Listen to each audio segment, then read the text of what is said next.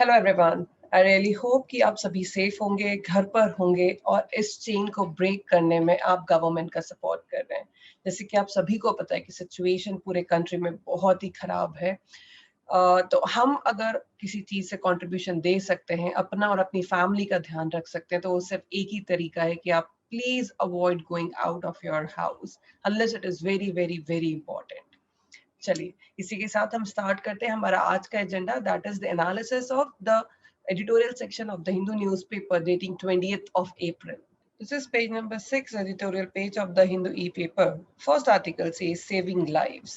So this article is based on COVID-19 situation की हमारी first wave से हमने कुछ भी लर्निंग नहीं ली, हमने कोई प्रिपरेशन नहीं करी थी कि सेकेंड वेव के आने के पहले हम अपने आप को प्रिपेयर कर ले। और ये जो सेकेंड वेव का हिट है, इसकी वजह से बहुत ज्यादा जो लाइव्स है वो एट स्टेक है, क्योंकि हमारे पास ऑक्सीजन की कमी है, बेड्स की कमी है, हॉस्पिटल्स में प्रॉपर अरेंजमेंट्स नहीं है। सो फर्स्ट वेव और सेकेंड वेव के जो बीच का जो पीरियड था उस पर हमने फोकस नहीं किया, हमारी हेल्थ फैसिलिटीज को इम्प्रूव नहीं किया। बहुत सारी ड्रग्स हैं जो जिनके ऊपर क्वेश्चंस उठ रहे हैं कि रेमडेसिविर जो इतना कॉमन एक ड्रग दिया जा रहा है, सो उसके ऊपर भी काफी क्वेश्चनिंग है कि ये कितना ज्यादा इफेक्टिव है, कितना ज्यादा काम कर रहा है। ऑल्दो कुछ सिचुएशंस में ऐसा रिसर्च बोल रहे हैं कि रिकवरी का टाइम कम हो जाता है, अगर रेमडेसिविर दिया जाता है तो जल्दी रिकवरी हो जाती है, बट ये भी अभी फुल प्रूफ नहीं है इस मेडिसिन को लेकर। तो इसमें कहा गया है कि स्टेट गवर्नमेंट और सेंटर गवर्नमेंट को हेल्थ फैसिलिटीज पे फोकस करना चाहिए बहुत जल्दी, सो दैट जितनी ज्यादा जो डेथ हो रही है हम उसे कंट्रोल कर पाए। Next article is vulnerability reminder.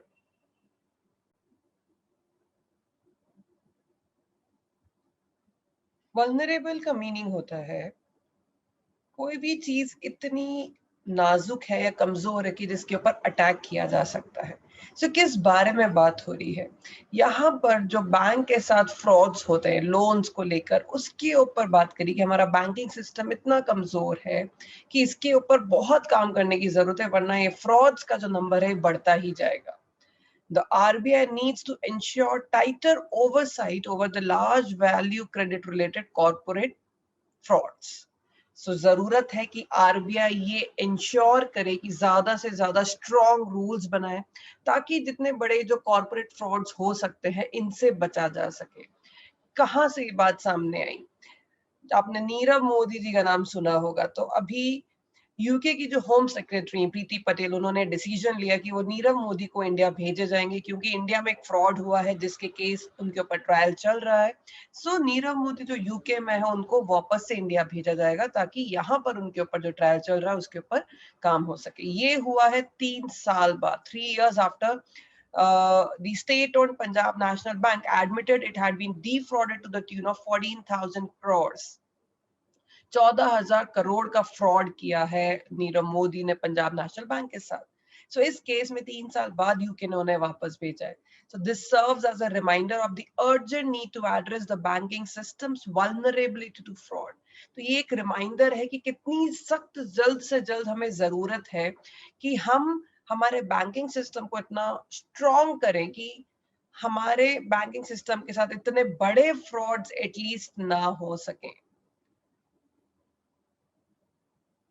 India's lenders have had to contend not only with the sizable share of our SAR loans, but also a growing number and cumulative value of frauds.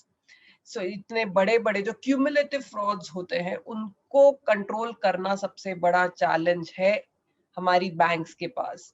The RBI noted in its latest annual report that the total number of cases of fraud at banks and financial institutions rose to 28% by volume, 159% or more than 2.5 times the value to 1.8 lakh crores in the 12 months ended March 31st, 2020.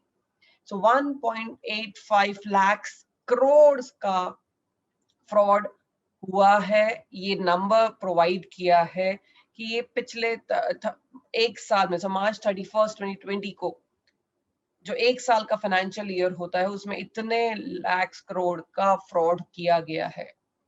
सो इतना कोविड-19 का situation चल रही, इस वजह से comparatively frauds कम है, पर अगर पहले के सालों में देखें तो ये बहुत बड़ा मल्टीपल पर्सपेक्टिव से हमें ट्रबल दे रहा है, अलग अलग एस्पेक्ट पर ये प्रॉब्लम्स क्रिएट कर रहा है। सो अब जरूरत है कि हमारा बैंकिंग सिस्टम स्ट्रांग हो, और जो कॉमन मैन, कॉमन पीपल जो अपना सेविंग्स करके बैंक से डिपॉजिट करते हैं, कहीं ये इतने बड़े बड़े कॉर्पोरेट फ्रॉड्स की वजह से कॉमन मैन की सेविंग्स पर इम्पैक्ट नहीं आना चाहिए। So this was all about in this article कि कैसे बैंकिंग सिस्टम को स्ट्रांग होना चाहिए, क्यों जरूरत है और कैसे इन फ्रॉड्स को रोका जा सकता है, राइट? चलिए आगे बढ़ते हैं। Another very important article, the ordinance route is bad, repromulgation worse. चलिए इस आर्टिकल को हम डिटेल में देखते हैं, क्योंकि बहुत इंपॉर्टेंट आर्टिकल है, हमारे पॉलिटी के सब्जेक्ट के अकॉर्डिंग ये इंपॉर्टेंट है, इसमें जो भी इंफॉर्मेशन दी गई है। Let's understand what is given in this article. The ordinance route is bad. Ordinance का मतलब होता है अध्यादेश। ऑर्डिनेंस मीन्स एक ऐसा लॉ जो पास किया जा सकता है बिना पार्लियामेंट में बिल पास किए या प्रोड्यूस किए।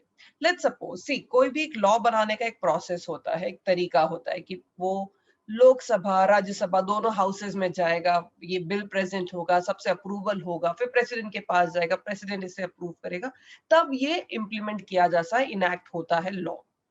कई बार ऐसी सिचुएशंस होती हैं कि इतना टाइम नहीं है कि ये सारा प्रोसेस किया जाए, और अगर प्रेसिडेंट को जब ये रियलाइज होता है या स्टेट गवर्नर को रियलाइज होता है कि ये लॉ इंप्लीमेंट करना बहुत अर्जेंट है, जरूरी है किसी एक पर्टिकुलर सिचुएशन या सर्कमस्टांस के अंदर में, तब उस समय ये फैसिलिटी है कॉन्स्टिट्यूशन में आर्टिकल 123 के अंडर कि आप एक ऑर्डिनेंस पास कर सकते हैं, एक अध्यादेश पास कर सकते हैं, जिसमें आपको ये पार्लियामेंट के प्रोसेस की जरूरत नहीं, वो तुरंत एक्ट हो जाएगा। पर इसका भी टाइम लिमिट है कि जब अब नेक्स्ट पार्लियामेंट होगा, तब आपको ये ऑर्डिनेंस उसमें अप्रूव कराना होगा, और अगर ये अप्रूव नहीं होता है तो ये ऑटोमेटिकली खत्म हो जाएगा, इसका एलिजिबिलिटी खत्म हो जाएगा। सो मैक्सिमम 6 मंथ्स में तो नेक्स्ट पार्लियामेंट का सत्र होता ही है, और ये 6 मंथ्स के बाद 6 वीक्स तक इस ऑर्डिनेंस का वैलिडिटी होता है। मतलब टोटल 6 मंथ्स एंड 6 वीक्स भी अगर माने तो मैक्सिमम इसका टाइम लिमिट इस ऑर्डिनेंस का होता है। सो लगभग 7.5 महीने मैक्सिमम टाइम लिमिट। सो इस टाइम लिमिट में अगर ये पास नहीं होता है तो ऑटोमेटिकली इनवैलिड हो जाता है। बट अब होता क्या है, किस तरीके से लॉस का मिसयूज किया जाता है कि कई बार ये ऑर्डिनेंस जब पार्लियामेंट का सत्र लगता है तब प्रेजेंट ही नहीं किए जाते, और फिर इन्हें रीप्रोमलगेट कर लिया जाता है, मतलब इन्हें दोबारा से कंटिन्यू कर दिया जाता है। सी प्रोमलगेट करना मतलब किसी भी चीज को, किसी भी लॉ को अनाउंस करना, डिक्लेयर करना। रीप्रोमलगेट करना मतलब ना दोबारा से अनाउंस कर देना। सो एक बार इनका वैलिडिटी खत्म हो गया यहाँ पर 6 महीने और 6 हफ्तों के बाद, पर पार्लियामेंट में प्रेजेंट नहीं किया गया और फिर इन्हें दोबारा से इम्प्लीमेंट कर दिया गया, तो फिर दोबारा जब पार्लियामेंट का सत्र आता है तब भी इसे प्रेजेंट नहीं करते, तो कई बार ऑर्डिनेंस जो है वो रीप्रोमलगेट होता ही रहता है। सो कई लॉज ऐसे हैं जो अप्रूव होते ही नहीं है दो हाउसेस से, और वो रीप्रोमलगेट होते जा रहे हैं। सो आर्टिकल में बोला है कि जो ऑर्डिनेंस का जो तरीका है वो तो खराब है ही, पर जो रीप्रोमलगेशन हो जाता है वो और ज्यादा खराब है, क्योंकि ये अपने लेजिस्लेटिव पावर्स का मिसयूज करना है जो भी एग्जीक्यूटिव है, क्योंकि ये जो लॉ है ये सेंट्रल गवर्नमेंट और स्टेट गवर्नमेंट दोनों के पास है। तो ये दोनों ही गवर्नमेंट्स जब इन लॉज का कहीं ना कहीं मिसयूज करते हैं या इलीगल तरीके से इन पावर्स को यूज किया जा रहा है, सो ये बहुत ही गलत प्रैक्टिस है। चलिए देखते हैं इस आर्टिकल में क्या दिया गया है। Governments, center and state are resorting to the practice which is usurpation of legislative power. Usurpation मतलब illegal manner में use करना। So अपने legislative power का usurpation कर रहे हैं by the executive। तो जो भी executive है, करने वाले जो हैं, वो illegal manner में अपने power का use कर रहे हैं। The central government has re-promulgated the ordinance that establishes a Commission for Air Quality Management in the National Capital Region or the Commission for Air Quality Management in NCR and adjoining areas ordinance. So अभी central government ने एक ordinance को re-promulgate किया जो कि base था NCR national capital region, जो दिल्ली के आसपास का जो एरिया है, उसमें जो एयर क्वालिटी खराब हो रही है, उसका जो मैनेजमेंट के लिए कमीशन बनाया था, उसको रीप्रोमलगेट कर दिया. So the constitution permits the central and state government to make laws. Constitution allow करता है state central और state government को laws बनाने के लिए. कब? When parliament is not in session. ये तब allow करता है जब parliament का session नहीं लग रहा है. As law making in a legislative function, this power is provided for urgent requirements. जैसा कि हमने डिस्कस किया कि ये कब होता है, जब किसी लॉ के बनने की बहुत अर्जेंसी है, बहुत अर्जेंटली ये रिक्वायर्ड है. And the law thus made has an automatic expiry date, और automatically एक particular point of time पर ये expire हो जाते हैं. So ये जो automatic time है वो कितना है? The constitution states that the ordinance will lapse at the end of the 6 weeks from the time parliament next meets. So जब भी next parliament का सत्र लगेगा, उसके 6 हफ्तों बाद ये automatically lapse हो जाएगा. So ये lapse होने के बाद आपके लिए पास ये जरूरी है कि आप इसको पार्लियामेंट में पेश करें. So in the Constituent Assembly, while there was a discussion on how long the ordinance could remain valid, with some members asking for it to lapse within 4 weeks of promulgation, as that would be sufficient time to call an urgent session of parliament, no one raised the possibility of an ordinance to be re-promulgated. Perhaps such an eventuality was beyond their imagination. So Constitution Assembly में एक discussion हुआ था कि ordinance का time limit कितना होना चाहिए.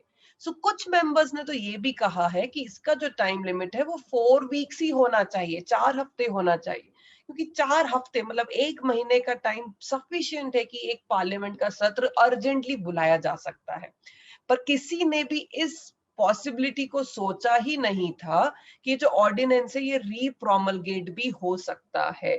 ये उनकी इमेजिनेशन के बियॉन्ड ही था जब ये रीप्रोमलगेशन वाला रूल यूज कर लिया गया. What the data show now, यहाँ पर बताया कि किस तरीके से अलग अलग ऑर्डिनेंस को कितनी बार यहाँ पे रीप्रोमलगेट किया गया है. इस पैराग्राफ में ये बताया है कि कितनी बार स्टेट गवर्नमेंट ने या सेंट्रल गवर्नमेंट ने कितनी जगह पर ये सब रीप्रोमलगेशन वाली प्रैक्टिस को फॉलो किया है. बट अब ये बोला गया है कि the judgment did not stop the practice. Instead, the center also started to follow the lead of Bihar. मतलब बिहार में बहुत सारे ऑर्डिनेंसेस पास करे गए थे, अराउंड 250 ऑर्डिनेंसेस पास किए गए जो रीप्रोमलगेट होते ही जाते हैं. बट अब इनको देखकर सुप्रीम कोर्ट ने भी कोई जजमेंट नहीं दिया इन्हें रोकने का, और जो सेंटर है वो भी बिहार का ही जो एग्जाम्पल है वो फॉलो करने लग गए, और सेंट्रल गवर्नमेंट ने भी बहुत सारे जो ऑर्डिनेंसेस थे उनको रीप्रोमलगेट करते चले गए. So this is an unconstitutional practice. ये कॉन्स्टिट्यूशन के अगेंस्ट जाने वाली प्रैक्टिस है. देखिए क्या बोला गया यहाँ पर, unconstitutional practice. The matter came up again in the Supreme Court in January 2017. A 7-judge constitutional bench declared this practice to be unconstitutional. So 2017 में फिर से सुप्रीम कोर्ट के सामने मैटर आया, तब उन्होंने बोला कि this is unconstitutional, it is a fraud on the constitution and subversion of democratic legislative process. उन्होंने बोला कि एक तरीके का ये फ्रॉड है, पर इस जजमेंट को भी इग्नोर कर दिया गया. The Indian Medical Council amendment ordinance was issued in September 2018 and reissued in January 2019. और जनवरी में से फिर से रीइश्यू कर दिया गया, as it was passed by only one house of parliament in the intervening session. क्योंकि इसे सिर्फ एक ही हाउस से पास किया गया था. जब दोनों हाउस से पास होगा तभी वो लॉ बनता, तब एक ही हाउस से पास हुआ, इसलिए इसे रीइश्यू कर दिया गया. So the current case of the Commission of Air Quality Management is even more egregious, और ज्यादा खराब है, क्योंकि ये जो एयर क्वालिटी मैनेजमेंट की कमीशन की बात हो रही है. So this ordinance October 2020 parliament ने बनाया था बजट सेशन के first day. A bill to replace it was not introduced. तो अब इसको, इस ऑर्डिनेंस को रिप्लेस करने के लिए उन्हें बिल रिप्रेजेंट करना था, जो उन्होंने इंट्रोड्यूस ही नहीं किया. However, the ordinance has been re-promulgated now, और अब इसे re-promulgate कर दिया गया है. So onus on legislature courts. The legal position is clear and has been elucidated by constitution benches of Supreme Court. So legal position clear है और Supreme Court ने बहुत अच्छे से elaborate भी किया है. The ordinance are to tackle exigencies. Exigency का मतलब होता है emergency की. अगर कोई emergency है तभी ordinance pass किया जाएगा. वो भी तब जब legislature या parliament session में नहीं है और 6 हफ्तों बाद ही expire हो जाएगा. This time period is given for the legislature to decide whether such a law is warranted. ये time इसलिए दिया गया ताकि आराम से सोचने का समय मिल जाए कि ये जो लॉ है क्या इसकी जरूरत है भी या नहीं है. Repromulgation is not permitted. Repromulgation तो permitted है ही नहीं, as that would be a usurpation of legislative power by the executive. क्योंकि ये एक तरीके का illegal use है legislative powers का executives के द्वारा. Executive मतलब जो इसे implement कर रहे हैं. As governments both at the center and state are violating this principle. दोनों ही सरकार, सेंटर की और स्टेट की, इस प्रिंसिपल को तोड़ रहे हैं बार बार. The legislatures and the courts should check the practice. So अब legislature को और court को इन practices को रोकना चाहिए. That is what separation of powers and the concept of checks and balances means. By not checking this practice, the other two organs are also abdicating their responsibility to the constitution. और अगर इनको properly रोका नहीं जा रहा है, तो ये जो दो organs थे, court और legislature, ये भी अपना काम नहीं कर रहे हैं और इन्होंने भी अपनी responsibility give up कर दी है. So इस practice को, इस unconstitutional practice को रोकना बहुत जरूरी है. यह आर्टिकल लिखा है मिस्टर M.R. माधवन, जो कि PRS लेजिस्लेटिव रिसर्च के प्रेसिडेंट हैं, जो न्यू दिल्ली में है.